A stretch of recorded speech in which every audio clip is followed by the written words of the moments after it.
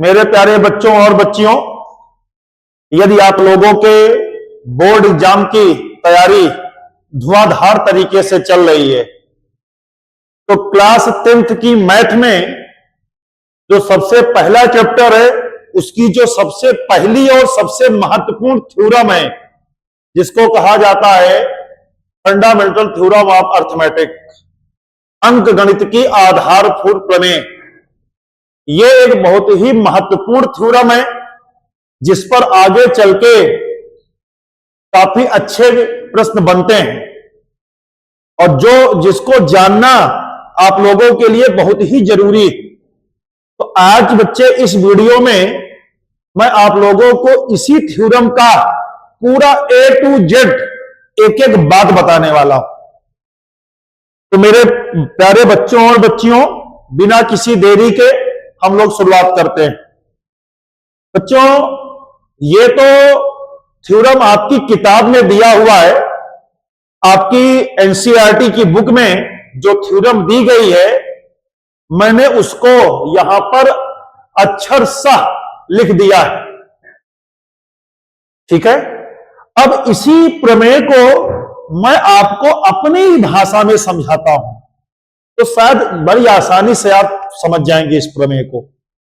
बच्चों, यह थ्योरम कहती है कि किसी भी कंपोजिट नंबर को एक और केवल एक तरीके से प्राइम फैक्टराइजेशन के रूप में प्रदर्शित किया जा सकता है। बच्चों, एक बार फिर से मैं अपनी बात को दोहराता हूं कि कोई भी कंपोजिट नंबर है तो उसे एक और केवल एक तरीके से प्राइम फैक्टराइजेशन के रूप में लिखा जा सकता है, ठीक है। तो बच्चे, ये तो किताबी बात हो गई, ठीक है। इसी बात को मैंने अपनी भाषा में मात्र एक लाइन में लिखा है। देखिए मैंने क्या लिखा है, every composite number has a unique prime factorisation. Hindi में कह सकते हैं प्रत्येक भाज्य संख्या का एक अद्वितीय अभाज्य गुणनखंड होता है। बच्चे, दोनों का मतलब एक ही है। ये मेरी अपनी खुद की भाषा में है, आसान भाषा में, और आपकी किताब में इस प्रकार से दिया गया है। दोनों को अगर आप ध्यान से पढ़ेंगे तो दोनों का मतलब एक ही है। अब मैं इस प्रमेय के एक एक शब्द को आपको समझाता हूं। इस पूरी थ्योरम में तीन बातें हैं, मुख्य तीन बातें। पहली बात बच्चे ये है कि किसी भी कंपोजिट नंबर को हम प्राइम फैक्टर में लिखेंगे। दूसरा है कि उसका एक यूनिक तरीका होगा, और तीसरी बात है कि जो प्राइम फैक्टर बनेंगे उनके क्रम से बहुत कुछ लेना देना है ही नहीं, मतलब उनका क्रम कुछ भी हो उससे कोई फर्क नहीं पड़ेगा। ये तीन बातें हैं। तो मैं आपको एक एक बात इस थ्योरम के बारे में समझाता हूं। तो बच्चे, चलते हैं हम आगे। सबसे पहली बात कि किसी भी कंपोजिट नंबर को हम प्राइम फैक्टराइजेशन के रूप में लिख सकते हैं। इसे देखिए बच्चे, मैंने यहां पर एक एग्जांपल लिया है 18। तो बच्चे, 18 को जब हम प्राइम फैक्टराइजेशन करेंगे तो क्या बनेगा, 2 into 3 into 3। इसी को लिख सकते हो 2 into 3 की पावर 2, ठीक है। बच्चे, दूसरा एग्जांपल मैंने लिया है 120। बच्चे, मैंने 120 को कैसे लिखा है, 2 into 2 into 2 into 3 into 5। इसी चीज को लिख सकते हैं 2 की पावर 3, क्योंकि 2 3 बार है, ठीक है। तो 2 की पावर 3 हो गया, फिर 3 है, फिर 5 है। मैं इसको फैक्टर करके भी आपको दिखा देता हूं। देखिए मेरे बच्चे, अगर मैं बात करूं 120 की बात करता हूं, 120, तो बच्चे मैं 120 लेके चलता हूं। बच्चे, 120 को सबसे पहले हम 2 से डिवाइड करेंगे। क्यों? क्योंकि लीस्ट प्राइम नंबर इज 2। बच्चे, कितना आएगा, 60 आएगा। फिर हम इसको 2 से डिवाइड करेंगे, कितना आएगा? 30 आएगा। फिर हम इसको 2 से डिवाइड करेंगे तो 15 आएगा। अब बच्चे देखिए, जो 15 है ये 2 से डिवाइड नहीं होगा, तो 2 के बाद अगला प्राइम नंबर क्या है बच्चे? अगला प्राइम नंबर है 3। तो बच्चे इसको 3 से डिवाइड करेंगे। अब इसको हम 5 से डिवाइड करेंगे। बच्चे ये 1 आ गया यहां। तो बच्चे हम 120 को प्राइम फैक्टराइजेशन में क्या लिख सकते हैं? 2 इंटू 2 इंटू 2 इंटू 3 इंटू 5। और हमको पता है, हमको ये बात पता है, क्या पता है कि अगर 2 का मल्टीप्लाई लगातार 3 बार है तो इसको 2 की पावर 3 इंटू 3 इंटू 5 लिख सकते हैं। ठीक है। तो बच्चे जो फंडामेंटल थ्योरम है अर्थमेटिक की, वो क्या कहती है कि किसी भी कंपोजिट नंबर को, बच्चे ये क्या है? ये क्या है? ये कंपोजिट नंबर है।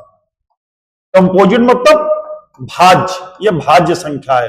किसी भी भाज्य संख्या को अभाज्य संख्या के गुणनखंड के रूप में लिख सकते हैं, ये पहली बात है। ठीक है। वैसे आप 144 को भी लिख सकते हो। 144 होगा 2 की पावर 4 इंटू 3 की पावर 2। ठीक है। तो बच्चे जो फंडामेंटल थ्योरम है वो ये कहती है कि किसी भी कंपोजिट नंबर को हम प्राइम फैक्टराइजेशन के रूप में लिख सकते हैं। ये पहली बात है, ये पहली बात है।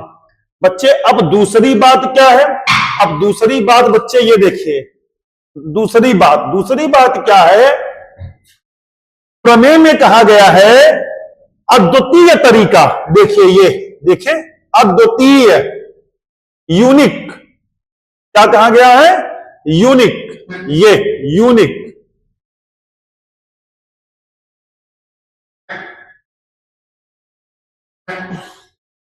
ये अद्वितीय, यूनिक, अद्वितीय होता है।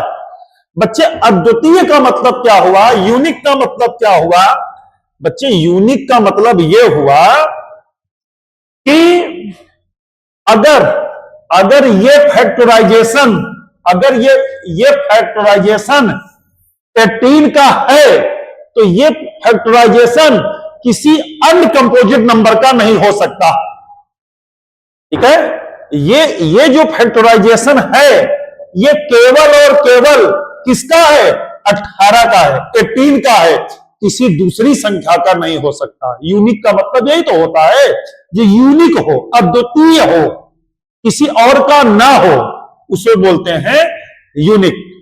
ठीक है। और बच्चे यहां पे मैं आपको एक बात और बता देता हूं, हालांकि ये बात आपके स्तर के ऊपर की बात है। बच्चे जो ये फैक्टराइजेशन आप लिखते हैं ना, इसको कहा जाता है कैनोनिकल फॉर्म। बच्चे ये आपके स्तर के ऊपर की चीज है। 10th के क्लास में ये चीजें नहीं है, ये मैंने आपको just like GK, general knowledge type की चीज बता दी। बच्चे ये जो हम लिखते हैं ना प्राइम फैक्टराइजेशन में, इसको कहा जाता है कैनोनिकल फॉर्म। ये क्या है बच्चे? ये जो है ये कैनोनिकल फॉर्म ऑफ 18। बच्चे ये 18 का कैनोनिकल फॉर्म है। ठीक है। जैसे बच्चे ये 120 का कैनोनिकल फॉर्म है, ये 144 का कैनोनिकल फॉर्म है। इसको कैनोनिकल फॉर्म बोलते हैं। जो आपके सिलेबस में नहीं है तो इस पर ज्यादा मैं बात नहीं करूंगा, ये मैंने बस ऐसे आपको यूं ही बता दिया। ठीक है बच्चे। ये दूसरी तो अद्वितीय का मतलब समझ गए बच्चे? अद्वितीय का मतलब बच्चे और मैं आपको बताता हूं। जैसे बच्चे ये जो फैक्टराइजेशन किया गया है ना, ये केवल 120 का है, ये किसी और का नहीं हो सकता। ये फैक्टराइजेशन है बच्चे, ये 144 के लिए ही है। ठीक है बच्चे। ये यूनिक का मतलब ये हुआ। और बच्चे एक तीसरा लिखा हुआ है क्रम माने नहीं रखता है। इसका क्या मतलब है? इसका मतलब बच्चे ये है कि जैसे बच्चे 18 का प्राइम फैक्टराइजेशन क्या हुआ? 2 × 3 × 3। अब बच्चे अगर मैं इसका क्रम बदल दूं, इसको मैं लिख दूं 3 × 3 × 2, तो बच्चे इसका, ये दोनों एक ही बात है, ये दोनों बच्चे एक ही बात है। वैसे भी बच्चे आप लोगों को पता होगा मैथ में कि 1a × b लिखूं मैं या मैं b × a लिखूं, दोनों का मीनिंग एक ही होता है। ठीक है बच्चे, यानी इसका मैं क्रम कुछ भी लिख दूं, मैं लिख दूं 3 × 2 × 3, इससे कोई फर्क नहीं पड़ेगा। वही बात लिखी गई है कि क्रम माने नहीं रखता, क्रम से कोई लेना देना नहीं।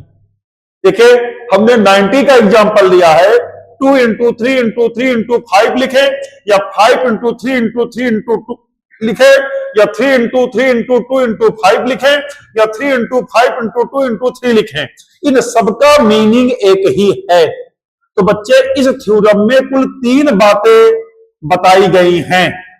ठीक है, फिर से एक बार आप लोग देख लें, दोबारा कभी भी जीवन में ये प्रमेय आपको दोबारा ना पढ़ना पड़े। बच्चे सबसे पहली बात ये प्रमेय ये कहती है, ये थ्योरम ये कहती है कि किसी भी कंपोजिट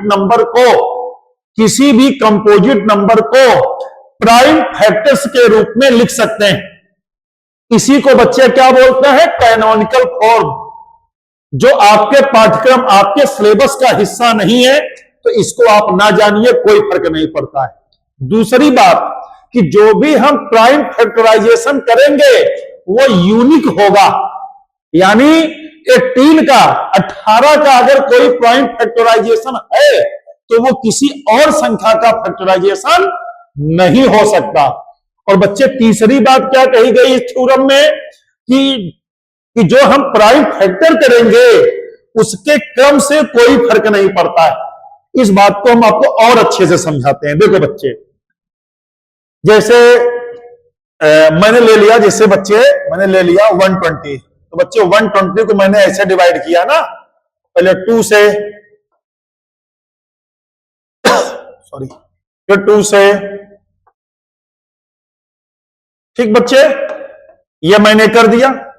अब बच्चे अगर मैं 120 को पहले 2 से डिवाइड ना करके पहले मैं इसको 3 से डिवाइड कर दूं, उसके बाद मैं इसको 2 से डिवाइड करूं, तो इससे कोई भी फर्क नहीं पड़ेगा। बच्चे ये दोनों एक ही बात है, ये दोनों सेम ही चीज है।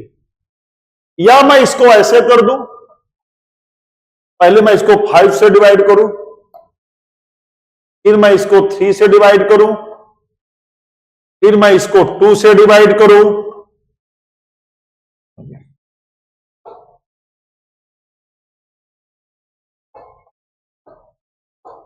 ठीक बच्चे, बात समझ में आई?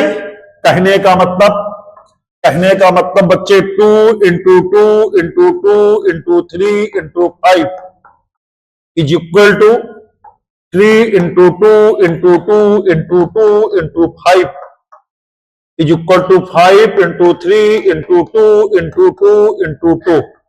ठीक है, यानी बच्चे जो प्राइम फैक्टराइजेशन करेंगे उसका क्रम कोई भी माने नहीं रखता है।